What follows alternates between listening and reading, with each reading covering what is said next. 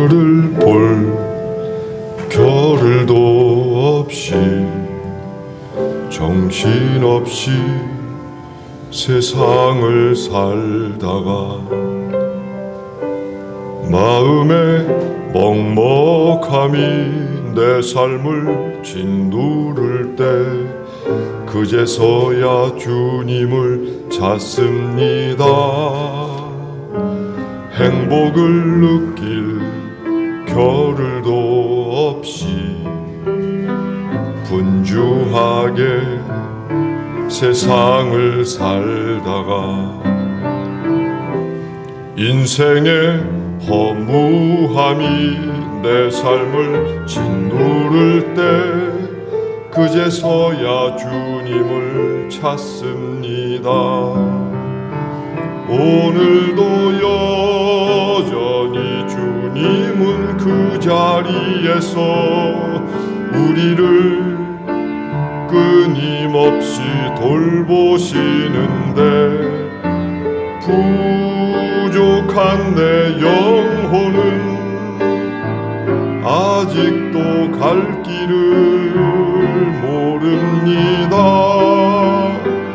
내게 믿음 주소서, 내 연약한 마음 돌보소서. 한없는 주님의 사랑 알게 하소서. 영원까지 그의 백성 지키시는 우리 하나님 바라보며 살게 하소서.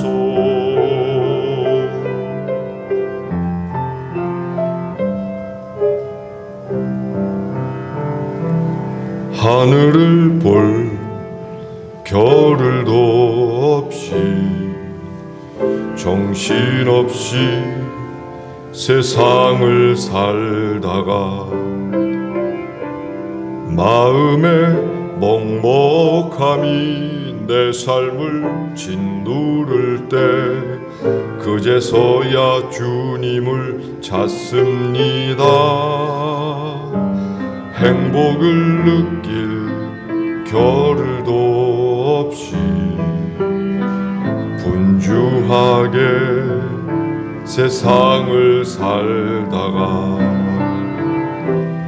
인생의 허무함이 내 삶을 짓누를 때 그제서야 주님을 찾습니다.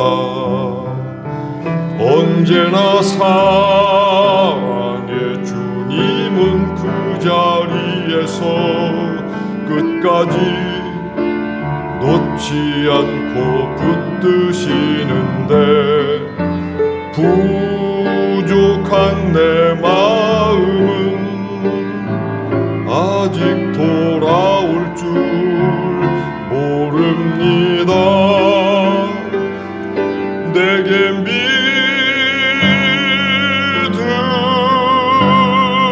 주소서, 내 연약한 마음 돌보소서. 한없는 주님의 사랑 알게 하소서. 영원까지 그의 백성 지키시는 우리 하나님 바라보며 살게 하소서. 바라보며 살게 하소서.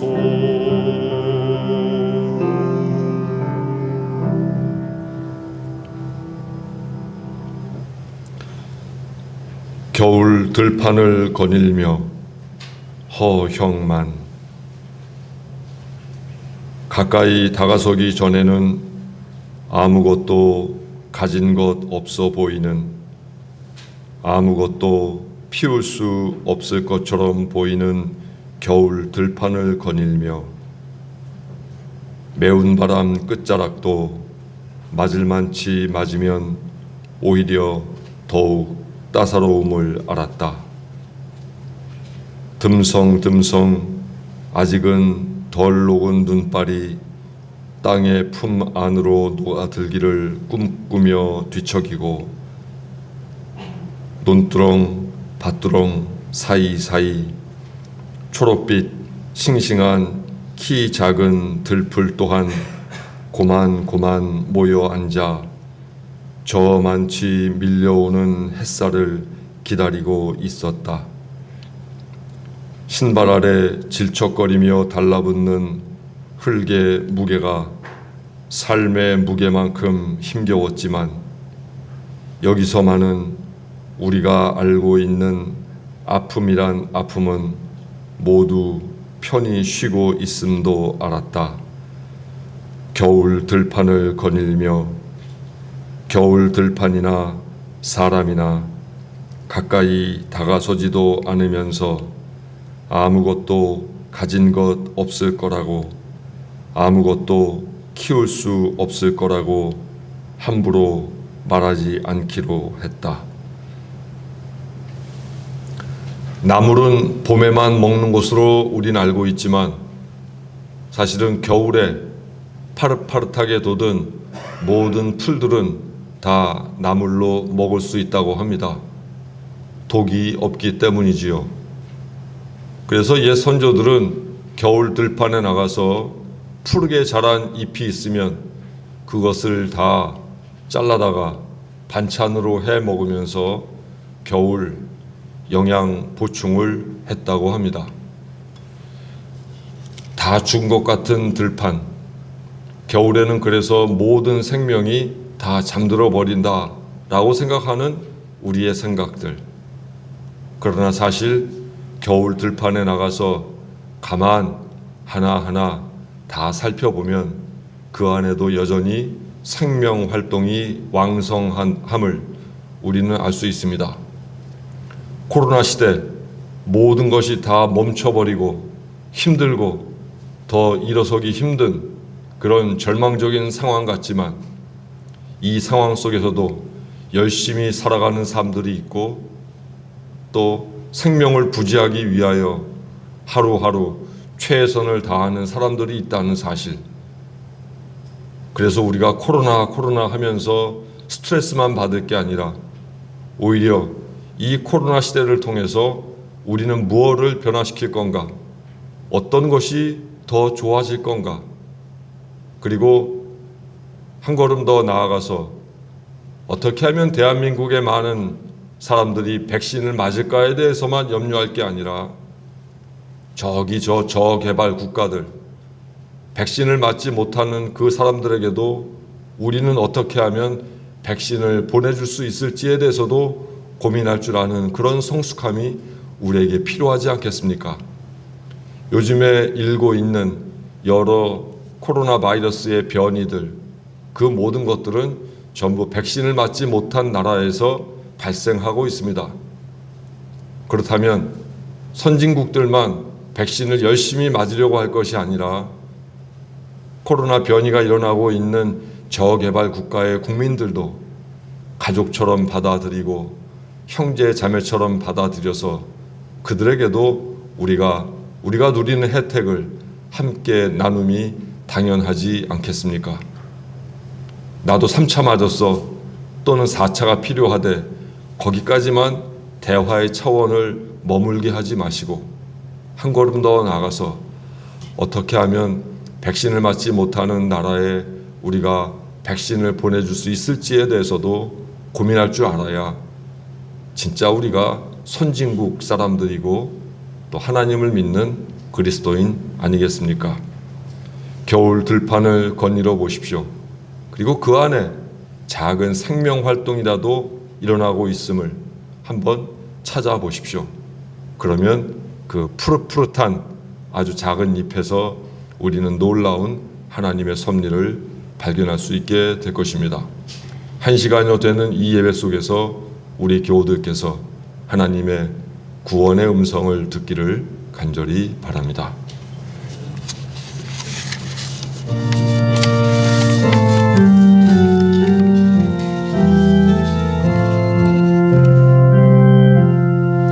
천사 찬송하기를 거룩하신 구주께 영광 돌려 보내세 구주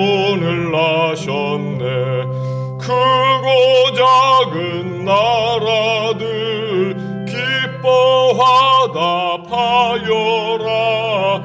영광 받을 왕의 왕 베들레헴 나신 주. 영광 받을 왕의 왕 베들레헴 나신 주. 오늘 나신 예수는 하늘에서 내려와 처녀 몸에 나셔서 사람 몸을 입었네. 세상 모든 사람들 영원하신 주님께 영광 돌려 보내며 높이 찬양하여라. 영광 돌려 보내며 높이 찬양하여라.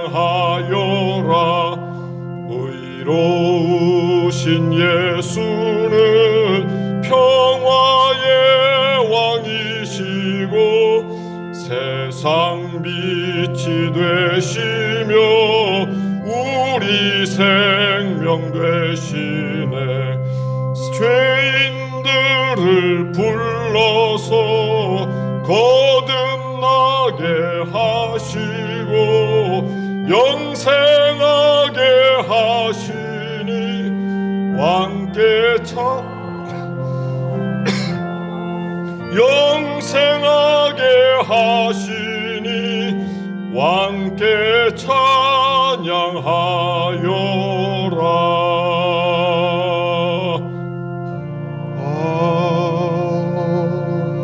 아멘.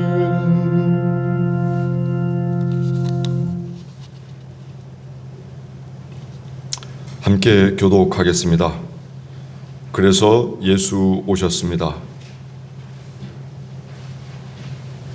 참된 믿음이란 진심 어린 신앙 고백과 함께 신실한 삶이 동반되어야 함을 알려주기 위해 예수는 나셔야만 했습니다.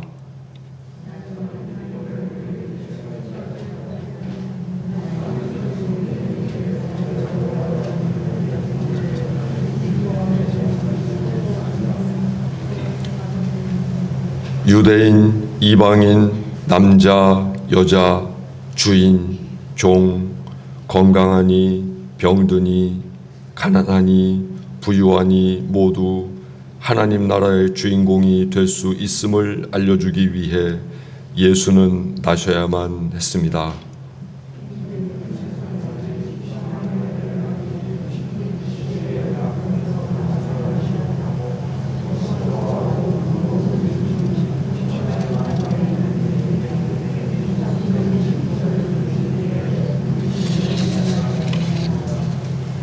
정결법을 지키기 위해 성전으로 가기에 분주했던 제사장과 레위인이 아니라 사람들로부터 멸시당해온 사마리아인이 행한 이웃사랑이 영생의 길임을 알려주기 위해 예수는 나셔야만 했습니다.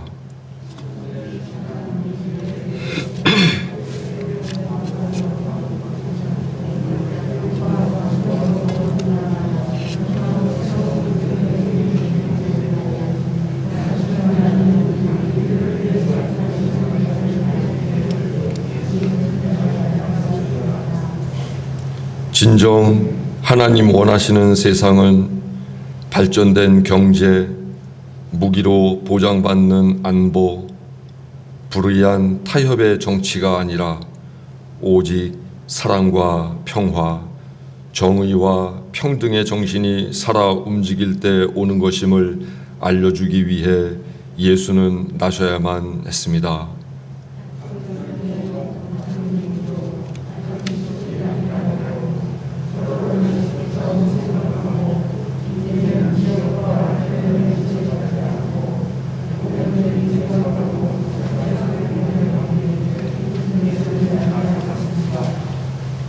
대접을 받고자 하는 대로 대접해주고 낮아지는 이가 높아지고 기꺼이 섬기는 이가 섬김 받을 것이라는 거룩한 역설을 가르쳐 주기 위해 예수는 나셔야만 했습니다.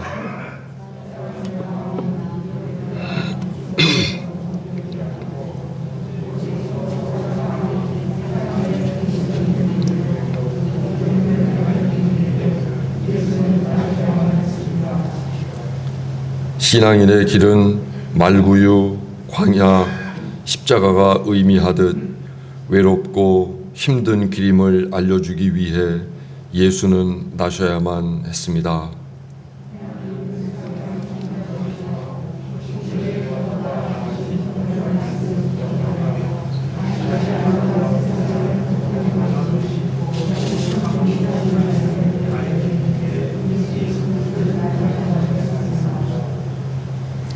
권력, 돈, 명예를 얻기 위해 인간됨을 쉽게 포기해 버리는 이 시대, 그리스도인인 우리가 마지막 희망이 되고 모두 생의 끈을 든든히 잡고 살아가도록 곁에서 지켜주는 버팀목이 되어야 함을 알려주기 위해 예수 그리스도는 나셔야만 했습니다.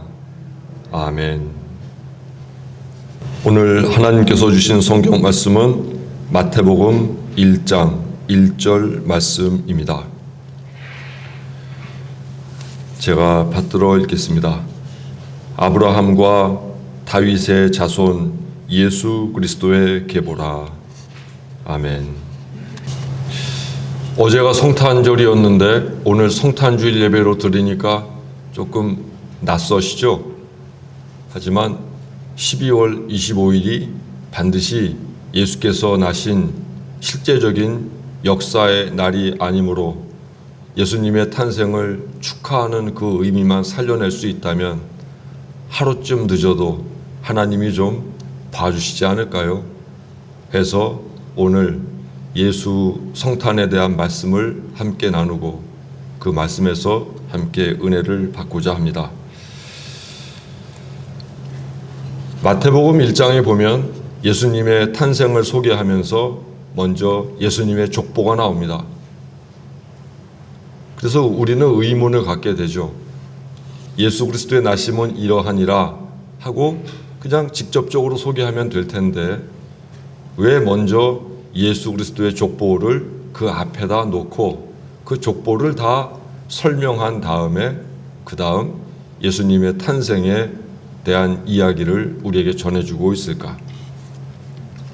족보는 우리가 잘 아는 것처럼 어떤 한 가문의 계통 그리고 혈통 이것을 적어놓은 책 이렇게 우리는 이해하고 있습니다. 즉 예수님의 족보는 예수께서 어떤 혈통 관계를 통해서 이 땅에 태어나시게 됐는지에 대해서 우리에게 알려주고 있다는 말이죠. 그래서 마태복음 1장 1절에서 아브라함과 다윗의 자손 예수 그리스도의 계보라. 예전 성경에는 세계라 이렇게 돼 있었죠. 세계 할 때 거기서 계는 우리가 이 세상 하는 그런 세상 계자가 아니라 관계 할 때 계자, 즉 이어진다는 거죠. 예수님이 어떤 혈통으로 이어져 온 그런 후손인가를 설명한다는 의미에서 세계라는 말을 썼고 그것을 좀 더 정확하게 알게 하기 위해서 개역 개정 성경에서는 그것을 계보라 이렇게 말씀하고 있습니다. 히라버를 직접 번역해 보면 그것은 출생에 관한 책이다 이렇게 말할 수 있어요. 비블로스 즉 북 이렇게 되어 있는 거죠. 예수님이 어떻게 태어나셨는가를 설명하는 책이다. 그것이 마태복음 1장 1절에 나와 있는 말씀입니다. 이 족보를 가만 들여다보면 그 안에 예수께서 탄생하신 그 의미들을 우리가 몇 가지 찾아볼 수 있습니다. 오늘 그 의미를 우리 교우들과 함께 생각해 보고자 합니다. 첫 번째, 예수께서 유대인의 혈통, 즉 다윗의 자손이심을 알려주기 위해서 이 족보가 기록된 거죠. 서두에 있는 것처럼 아브라함과 다윗의 자손 예수 라는 표현에서 알 수 있는 것처럼 예수님과 연관해서 중요한 두 인물 아브라함, 다윗이 등장하는데 아브라함과 다윗은 유대인들에게 있어서 선조 중에 선조입니다. 자신들의 정체성을 언급하게 될 때 항상 빼놓지 않는 인물들이 바로 아브라함과 다윗입니다. 우리가 아는 대로 아브라함은 이스라엘 민족을 형성하는 일종의 선조 역할을 하게 되는 거죠. 유대인들은 늘 기도할 때 아브라함과 이삭과 야곱의 하나님이라고 언급하면서 기도를 하게 됩니다. 왜냐하면 그 아브라함이 하나님과 계약을 맺고 이스라엘 백성의 융성에 대해서 약속을 받은 사람이기 때문에 그렇습니다. 아브라함을 통해서 12지파가 형성되고 그들이 결국 이스라엘이라고 하는 민족을 만들게 됩니다. 아브라함을 통해서 가나안에 정착하게 되고 그것이 터전이 되어 이스라엘이 그곳에서 나라를 형성하게 되기 때문입니다. 다윗과 연관해서는 좀 더 깊은 의미가 있습니다. 이 마태복음 1장을 읽어보신 분들은 아시겠지만 모든 계대수가 전부 14라는 숫자로 구분되어져 있습니다. 14. 그러니까 아브라함서부터 다윗까지 14대, 다윗서부터 바벨론 포로기까지 14대, 바벨론 포로기에서 예수 그리스도의 탄생까지 14대. 그래서 14, 14, 14. 이스라엘의 역사를 14대라고 하는 것으로 구분하고 있고 그 14대가 3번 반복된 후 예수께서 탄생하셨다고 설명하고 있습니다.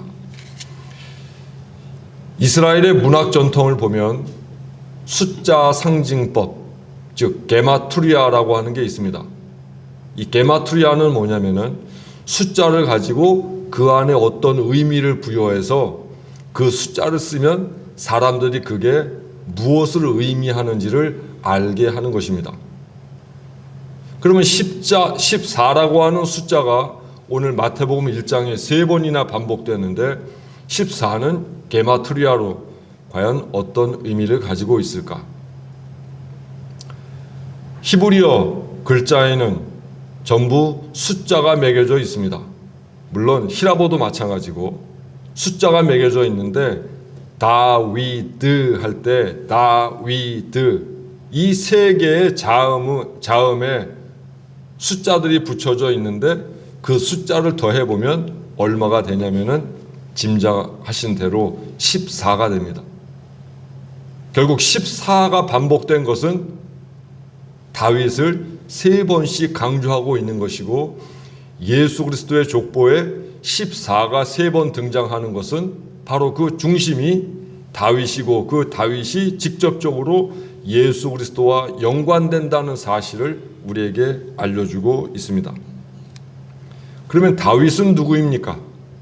다윗은 유대인들이 그토록 고대하는 메시아가 나올 혈통입니다. 즉 다윗의 자손이 메시아로 오게 되는데 그 메시아로 오게 되는 바로 그이가 예수 그리스도이심을 설명하기 위해서 아브라함과 다윗의 자손 예수 그리스도의 계보라라고 말하고 있고 14라고 하는 숫자, 즉 다윗을 나타내는 14라고 하는 숫자를 3번씩 강조해서 예수님이야말로 유대인들이 그토록 고대했던 메시아, 즉 그리스도임을 알려주고 있는 것입니다. 그래서 지금도 이스라엘 국기에 보면 삼각형 2개가 맞닿아 있는 다윗의 별이 그려져 있는 거죠. 이스라엘의 융성을 다윗의 근거에서 그들은 바라고 있다. 우리는 그것을 시오니즘이다. 이렇게 말하고 있습니다.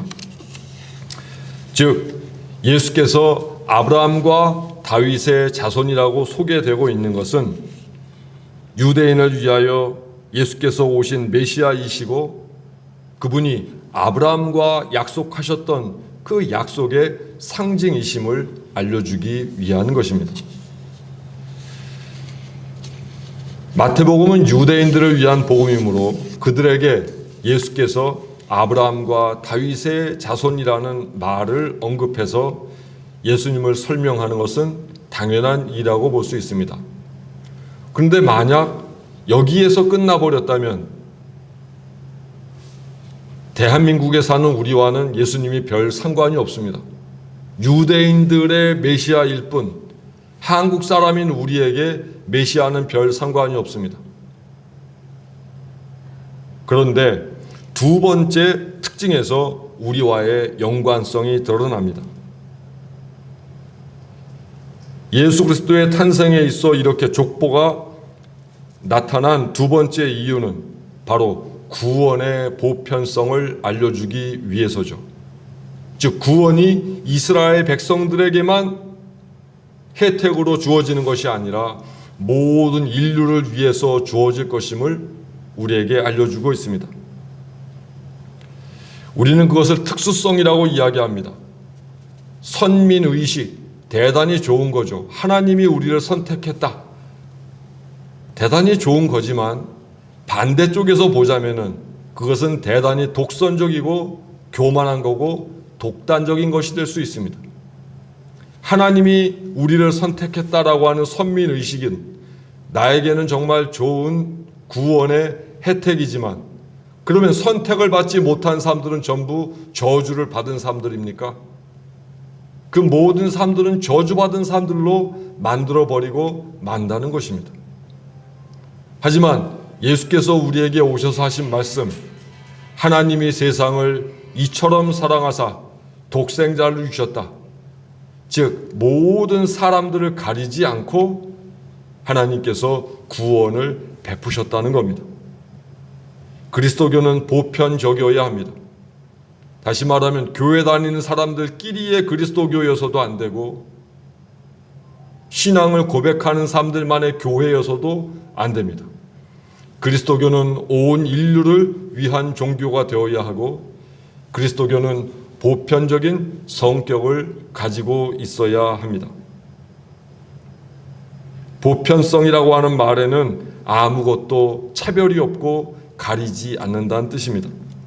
즉 유대인들뿐만 아니라 이방인들에게도 남성들뿐만 아니라 여성들에게도 자유인뿐만 아니라 종들에게도 구원의 복음은 전해져야 함을, 그래서 예수께서는 바로 그 모든 사람들을 위해서 오셨음을 알려줍니다. 2000년 전을 생각해 보십시오. 2000년 전, 그것도 중동 사회는 가부장적인 사고에 익숙했던 사람들이 지배하고 있던 세상이었습니다. 유대인 사회에서 족보에 오르는 것은 오직 남성들에게만 주어진 특권이었습니다. 2000년 전 할 것도 없이 우리나라 족보도 마찬가지죠. 여성이 족보에 올라간다는 것 상상도 할 수 없는 일이었는데 2000년 전으로 돌아가자면 그것이 얼마나 어려운 일입니까? 그런데 마태복음 1장에 보면 거기에 여성의 이름이 5명이 등장합니다. 어머니 마리아까지. 맨 처음 다말, 그리고 라하, 그리고 룻, 그리고 솔로몬의 어머니 밧세바, 마리아까지 치자면 어머니 마리아. 마리아를 빼놓고 이제 마리아의 나이는 그 당시 13살 또는 14살밖에 되지 않았습니다. 그러니 대단히 어린 여성이었죠. 자, 마리아는 차치하고 다말, 라하, 룻, 밧세바 이 사람들을 열거해 보면 유대인들의 평균적인 유대인들의 기준에서는 한참 모자라는 사람들이었습니다. 그들은 이방인이었거나 혹은 직업적으로 우리가 기생이라고 얘기하는 천인에 속한 사람들이었습니다. 유대인들이 기피하는 사람들이었고 인간으로 인정하지 않는 사람들이었습니다. 유대인들로서는 도저히 받아들일 수 없는 율법적으로 부정적인 사람들이었습니다. 당시 유대인 남자들의 아침 기도를 보면은 그들에 대한 인식을 우리가 잘 파악할 수 있죠. 당시 유대인들은 아침에 일어나서 날마다 기도합니다. 뭐라고 기도하냐면, 하나님, 여자가 아니라 남자로 태어나게 하신 것을 감사드립니다. 하나님, 이방인이 아니라 유대인으로 태어난 것을 감사드립니다. 하나님, 종이 아니라 자유인으로 태어난 것을 감사드립니다. 하나님, 영광 받으시옵소서. 이것이 유대인 남성들의 기도였습니다. 이 기도문에 따르면 당시 사회가 여성, 이방인, 종에 대해서 얼마나 부정적인 편견을 지니고 있었는지 알 수 있습니다. 그런데 예수 그리스도의 족보에 좀 전에 말씀드린 것처럼 다말이 등장하고 룻이 등장하고 라합이 등장하고 밧세바가 등장하고, 이거는 도저히 있을 수 없는 이야기였습니다. 만약 우리 교우들의 어떤 족보에 사회적으로 지탄받는 사람들의 이름이 올라가는 것에 대해서 사람들이 긍정하거나 또 인정하거나 뭐 그러지 않을 거 아닙니까? 그 사람 이름 빼자, 우리 가문의 수치다, 뭐 이럴 거 아닙니까? 그런데 거룩하신 예수 그리스도의 족보에 왜 그와 같이 유대인들이 기피하는 대상들이 올라가 있겠습니까? 그것은 하나님의 놀라우신 구원의 지평을 설명하기 위해서입니다. 잘난 사람들만의 종교가 아니라 그런 사람들까지도 포함하는 종교, 그런 사람들까지도 구원하는 종교임을 알려주기 위해서 예수님 족보에 수치스러운 이름일 수 있는 바로 이 네 여인들의 이름이 등재되어 있는 것입니다. 남성과 여성 모두 평등하게 하나님의 구원의 대상이라는 것입니다. 요즘에 뭐 남혐, 여혐, 그래서 젊은 사람들이 이 일로 인해서 사분오요라는 이런 모습들을 볼 수가 있는데, 예수님은 그 모습에 대해서 반대하십니다. 남성과 여성은 모두 평등하게 구원받아야 하는 대상입니다. 또 이방인, 유대인 모두 하나님 앞에 평등함을 알려주고 있습니다. 룻이라고 하는 여인은 이방인이었습니다. 외국인이었습니다. 인류학적으로 보자면 얼굴이 까무잡잡한 그런 여인이었습니다. 그럼에도 불구하고 그 여인도 역시 예수님의 구원의 대열에 들어오고 있음을 알 수 있습니다. 또한 종과 자유인 둘 다 하나님의 자녀라는 사실도 알려주고 있습니다. 이에 대해서 바울은 뭐라고 얘기하냐면은 갈라디아서 3장 28절에 보면 그리스도 예수 안에는 유대인도 이방인도 남자도 여자도 종도 자유인도 없다. 그리스도 예수 안에 우리는 모두 하나다. 사람 밑에 사람 없고 사람 위에 사람 없다. 이것이 어쩌면 예수께서 이 땅에 태어나서 하시고 싶은 그런 말씀이었을 것입니다. 남자 위에 여자 아니고 여자 위에 남자 아니고 외국인 위에 우리나라 사람이고 우리나라 사람보다 위에 외국인이 있고 뭐 이런 차별의식, 서열의식에서 빨리 벗어나야 한다고 아기 예수는 우리에게 설파하고 계신지 모릅니다.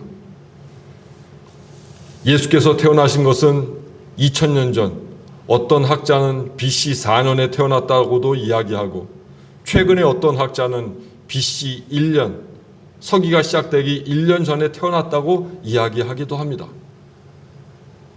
여하간에 2000년 전에 예수께서 태어나셨는데 우리는 늘 예수 하니까 대단히 가까워 보이잖아요.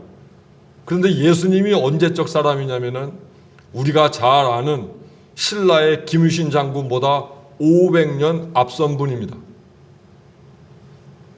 김유신 장군도 대단히 먼 역사의 분이신데 그분보다 500년이 앞서서 예수께서 태어나셨는데 그때 당시에 이미 벌써 남자 여자의 차별을 철폐하시고 유대인과 이방인의 차별을 철폐하시고 종과 자유인의 차별을 철폐하신 바로 이러한 역사, 이러한 가르침, 이것은 오직 하나님의 섭리로밖에 설명할 수 없습니다. 마태복음의 족보는 이처럼 예수께서 가져오실 새로운 세상, 인간 평등이, 남녀 평등이 실현되는 아름다운 세상을 꿈꾸게 하기 위하여 우리에게 주어진 것입니다. 마지막 세 번째, 예수 그리스도의 족보가 우리에게 알려주는 사실은 오랜 세월 지속되어 온 어둠의 시대에 희망과 구원을 알려주기 위하여 이 족보가 주어졌고 그 결과 예수께서 태어나셨음을 알려주고 있습니다. 아까 말씀드린 것처럼 이스라엘의 역사를 족보에서는 세 시대로 나누죠. 아브라함서부터 다윗까지, 다윗에서 바벨론 포로기까지, 그 포로기에서 예수 그리스도의 시대까지, 그렇게 세 시대로 나타냅니다. 아브라함서부터 다윗까지는 히브리 왕조 형성 시기다라고 말할 수 있죠. 민족이 결성되고 나라를 만들고, 그리고 다윗서부터 바벨론 포로기까지는 이것은 쇠퇴기라고 말할 수 있죠. 아시리아에게 북왕국 이스라엘이 망하고 바벨론에게 남왕국 유다가 망하고, 그래서 결국 포로기로 접어들게 되는 민족의 쇠퇴기가 나타나게 되죠. 마지막 세 번째, 포로기에서 그리스도 탄생까지 이 마지막 시대에는 포로기를 지나 지금의 이란, 페르시아의 집권 시기, 그리고 알렉산더 대왕의 헬라 제국, 그리고 로마의 지배, 이때에는 핍박당하는 이스라엘의 모습을 볼 수가 있습니다. 그들은 어떻게 보면 1000년 동안 핍박에 핍박을 당해왔고 그들은 식민지 생활을 해왔습니다. 우리나라는 36년 동안 식민지 생활한 거에 대해서 대단히 큰 상처를 입고 있는데, 이스라엘 백성들로 보자면 그들은 건 1000년 이상 식민지 생활을 해왔으므로 그들이 가지고 있는 절망스러움이 얼마나 크겠습니까? 그런데 그 끝자락에 희망과 회복의 아이콘이신 예수 그리스도께서 탄생하심으로 그들에게 희망을 가져다 주고 있습니다. 뭔가 새로운 시대가 열릴 것임을, 새로운 역사가 펼쳐질 것임을 알려주기 위해서 예수 그리스도는 태어나신 것입니다. 그래서 이와 같이 마태복음의 족보는 예수 그리스도를 소개하면서 그분의 등장에 스며 있는 약 1400년 동안의 역사를 다시 한번 회고하고 뒤돌아볼 수 있게끔 만듭니다. 그리고 예수께서 등장하신 것이 단지 우연에 의해서 등장한 것이 아니라 이 땅에서 회복과 구원의 활동을 하신 것이야말로 하나님께서 계획하신 섭리임을 알려주기 위해서 이 족보가 우리에게 설명되고 있는 것입니다. 이는 민족의 조상인 아브라함 때서부터 하나님과 약속했던 결과이고, 또 메시아를 상징하는 다윗의 자손임을 강조하면서 그분이 민족을 구원하고 세상을 구원하실 그리스도임을 알려주고 있는 것입니다. 예수께서 탄생하셨다는 소식만으로 유대인들은 다시금 희망과 회복을 꿈꿀 수 있게 되었습니다. 이 성탄절이 진짜 의미가 되려면 우리 교인들의 암울한 그 마음 가운데 이 성탄이라는 말로 인하여 우리에게 구원의 빛이 비춰져 와야 합니다. 예수께서 나셨대 하는 이 말 한마디로 인하여 요즘 우울해 있는 우리의 마음이 밝게 변화되어야 합니다. 그런데 만약 성탄절이 되어도 맹숭맹숭하고 내 가슴 속에 있는 응어리가 풀어지지 않는다면 우리는 성탄절 잘못 보내고 있는 것입니다. 성탄절 선물을 100번 해도, 성탄절 헌금을 100번 해도, 교회에 와서 예배를 드리고 있어도 우리 속에 있는 이 인생의 짐이 뭔가 내려지지 않는다면 우리의 성탄절은 허무한 게 되고 맙니다. 그런데 오늘 이 족보를 통해서 하나님께서는 우리에게 우리가 가지고 있는 인생의 짐을 내려놓을 것을 종용하고 계십니다. 그래도 된다고 우리에게 위로해 주고 계십니다. 예수께서 2000년 전 유대인들에게 희망과 회복을 말씀해 주신 것처럼 오늘 이 주일 아침 저를 통하여 우리 교우들께 이 성탄 아기 예수의 탄생을 통해서 이제는 짐을 좀 내려놓고 살아도 된다고 말씀하고 있습니다. 교회 여러분, 성탄절은 물론 기쁜 날입니다. 재미있고 즐거운 날입니다. 그러나 내 속에 있는, 내 무의식 속에 있는 짐이 여전히 있다면 이 성탄절 예배 하나님 앞에 모두 다 내려놓고 집으로들 돌아가십시오. 그리고 하나님이 나에게 아기 예수를 통해서 다시금 희망을 주고 있음을 발견하시고 쓰러져 버린, 허물어져 버린 내 인생의 집을 다시 한번 회복시키고 구축하는, 새롭게 지어가는 그런 계기로 삼으십시오. 사람에게는 언제나 명분과 계기가 필요합니다. 그 명분과 계기를 잘 삼는 사람이, 잘 찾아내는 사람의 삶이 건강합니다. 오늘 우리에게 우리 인생을 새롭게 만들 수 있는 계기로, 그 명분으로 성탄절이 주어졌습니다. 이 성탄절을 명분 삼아, 계기 삼아 다시금 구원과 희망을 꿈꾸어가기 바랍니다. 2021년 성탄절은 힘겨운 인생 살아가는 우리에게 더욱더 특별합니다.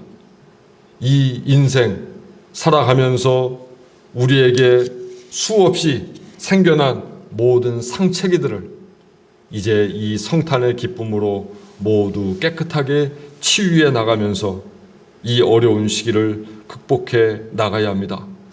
이 성탄 다시금 희망을 꿈꾸십시오. 예수께서 유대인의 희망이 되신 것처럼 또 불평등하게 차별받던 여인들에게 또는 외국인들에게 예수께서 다시금 그들의 권리를 회복시켜 주신 것처럼 오늘 이 성탄 우리의 권리와 우리의 자존감과 우리의 명분을 예수께서 다시금 회복시켜 주시고 있습니다. 다시금 희망을 꿈꾸면서 2021년을 마감하고 2022년을 대비해야 합니다. 우리 다 같이 한번 따라하시죠. 예수는 나의 희망이다. 기도하겠습니다.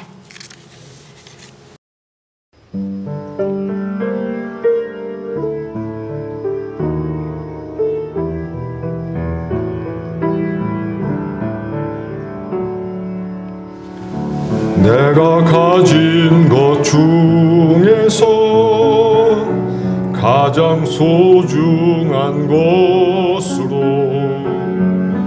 우리 사는 동안에 가장 소중한 주님께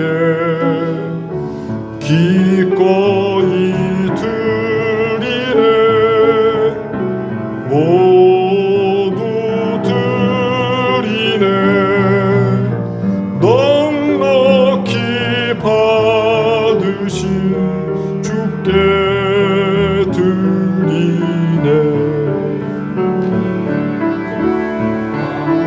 가진 것 없어도 항상 부족하여도 약한 이 몸을 높이어 가장 큰 일을 맡기셨네. 기꺼이 드리네. 모두 드리네. 넉넉히 받으실 주께 드리네.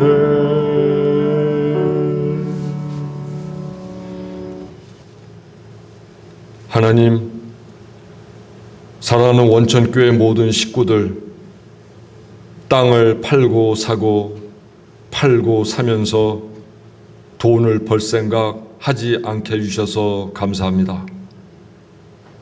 건물을 사서 팔고 하면서 부자가 될 생각 하지 않게 해주셔서 감사합니다.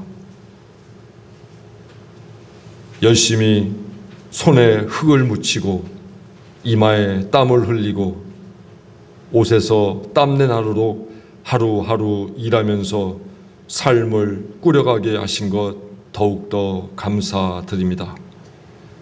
이 예물 속에 우리 교우들의 땀내가 들어있고 때로 흘렸던 눈물도 들어있습니다. 이 예물을 주님 기억하시고 기뻐 받아 주옵소서. 동방 박사가 아기 예수께 황금과 유약과 모략을 경배 제물로 드렸던 것처럼 동일한 마음으로 이 예물 바치오니 기뻐 받으시고 예수께서 계획하시는 모든 구원 사역에 잘 사용되게 하시고 원천교회가 하나님의 교회답게 더욱더 발전하고 부흥하는 데 사용되게 하옵소서. 드린 모든 손길들 없는 것 가지고 있게 해달라고 기도하지 않게 하시고 작지만 있는 것만으로도 감사하고 만족한다고 늘 기억하면서 노래하면서 찬양하면서 살아가게 하옵소서. 우리의 삶 물질적인 가치로 판단되지 않고 내 안에 있는 풍성한 마음이 진짜 부자인 것을 늘 깨달으며 인정하며 살아가게 하옵소서. 예수 그리스도의 이름으로 기도합니다. 아멘. 우리 함께 인사 나누겠습니다. 예수 나심 좋으시고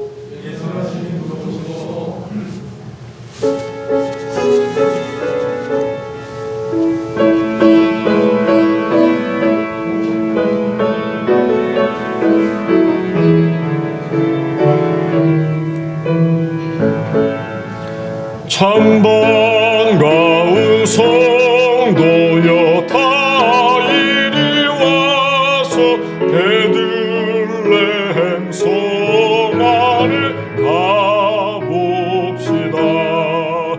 저 구유에 누이신 아기를 보고 엎드려 절하세. 엎드려 절하세.